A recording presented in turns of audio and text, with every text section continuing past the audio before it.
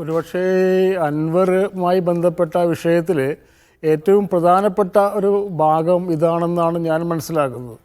കാരണം അദ്ദേഹം ഉന്നയിച്ച പല പ്രശ്നങ്ങളുണ്ട്. സ്വർണ്ണക്കടത്തുമായി ബന്ധപ്പെട്ട പ്രശ്നങ്ങൾ, അതുപോലെ മറ്റ് പ്രശ്നങ്ങളെക്കാൾ ഉപരി ഏറ്റവും സി പി എമ്മിനെ സംബന്ധിച്ചുള്ള ഒരു രാഷ്ട്രീയ പാർട്ടി എന്ന നിലയിൽ സി പി എം ഉത്തരം പറയേണ്ട അല്ലെങ്കിൽ സി പി എം പരിഗണിക്കേണ്ട ഏറ്റവും പ്രധാനപ്പെട്ട ചോദ്യം അൻവർ ഉയർത്തിയ ഈ പ്രശ്നമാണ്.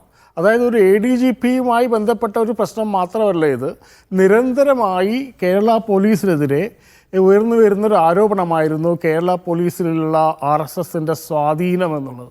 അതിൻ്റെ കോൺക്രീറ്റ് ആയിട്ടുള്ള മൂർത്തമായിട്ടുള്ള ഉദാഹരണമായിട്ടാണ് ഈ ADGP അജിത് കുമാർ വന്നിട്ടുള്ളത്. അപ്പോൾ ആ ഒരു പ്രശ്നത്തെ കേരളത്തിലെ പോലീസിലൂടെ നടപ്പിലാക്കപ്പെടുന്നത് ആരുടെ നയമാണ് എന്ന വലിയൊരു ചോദ്യമാണ് ഇതിലൂടെ ഉയർത്തിരിഞ്ഞു വരുന്നത്. കാരണം നമുക്കറിയാം കേന്ദ്ര ഗവൺമെൻറ് ഭരിക്കുന്ന കക്ഷി BJPക്ക് കേരളത്തിൽ രാഷ്ട്രീയ അധികാരമില്ല, അല്ലെങ്കിൽ അവർ രാഷ്ട്രീയ അധികാരം നേടാൻ പലതവണ ശ്രമിച്ച് പരാജയപ്പെട്ടതാണ്. അങ്ങനെ ഒരു രാഷ്ട്രീയ കക്ഷി എങ്ങനെയൊക്കെ രീതിയിലാണ് കേരളത്തിലെ ഭരണത്തെ സ്വാധീനിക്കാൻ ശ്രമിക്കുന്നത്, അല്ലെങ്കിൽ കേരളത്തിലൊരു പാരലൽ ആയിട്ടുള്ള ഭരണം നടത്താൻ ശ്രമിക്കുന്നത് എന്നാണ് ചോദ്യം. അതൊരു വേറൊരു രീതിയിൽ ഗവർണറിലൂടെ നടപ്പിലാക്കുന്നു. ഗവർണറെ സ്വാധീനിച്ച്, അല്ലെ ഗവർണർ സർവകലാശാലകളിലൂടെ അത് മറ്റ് കേന്ദ്രഭരണ സങ്കേതങ്ങളിലൂടെയൊക്കെ ഇടപെടുന്നു.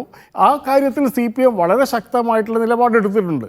അതിനേക്കാൾ പ്രധാനപ്പെട്ട ഒന്നാണ് കേരളത്തിലെ പോലീസ് നടപ്പിലാക്കുന്നത് കേരളത്തിലെ ഇടതുപക്ഷ മുന്നണിയുടെ അല്ലെങ്കിൽ ഇന്ത്യയിലെ ഇടതുപക്ഷ മുന്നണിയുടെ നയമല്ല എന്ന് വളരെ വ്യക്തമായ സ്ഥിതിക്ക് എന്തിനാണ് ഇങ്ങനെ ഒരു രാഷ്ട്രീയ നയം വ്യക്തമാക്കാതിരിക്കുന്നതെന്നാണ്.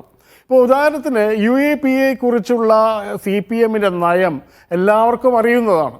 UAPA ഒരു കരിനിയമമാണ് എന്ന് കഴിഞ്ഞ ഇലക്ഷൻ മാനിഫെസ്റ്റോയിൽ CPM പറഞ്ഞതാണ്. പക്ഷേ കേരളത്തിലെ പോലീസ് ആ നയമല്ല, CPMൻ്റെ അഖിലേന്ത്യാ നയമല്ല നടപ്പിലാക്കുന്നത്, മറിച്ച് BJPയുടെ നയമാണ് നടപ്പിലാക്കുന്നത്. അപ്പോൾ മാവോയിസ്റ്റുകളെ വെടിവെച്ച് കൊല്ലുക എന്നുള്ളത് CPMൻ്റെ അഖിലേന്ത്യാ നയമല്ല എന്ന് പലതവണ അവരുടെ നേതാക്കന്മാർ, ഉന്നതമായ നേതാക്കന്മാർ പറഞ്ഞിട്ടുള്ളതാണ്. പക്ഷേ കേരളത്തിൽ ആ നയമല്ല, മറിച്ച് മാവോയിസ്റ്റുകളെ വെടിവെച്ച് കൊല്ലുകയാണ് ചെയ്യുന്നത്.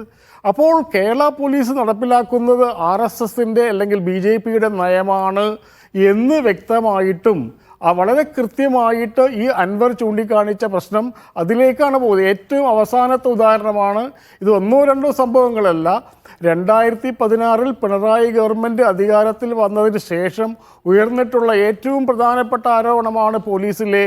ശരിയാണ് ശ്രീ പ്രശാന്ത്, താങ്കൾ ചൂണ്ടിക്കാണിച്ച പോലെ പലകുറിയായി പോലീസിലെ RSS വൽക്കരണം ചർച്ചയിൽ ഉയർന്നു വന്നിട്ടുള്ള ഒന്നാണ്.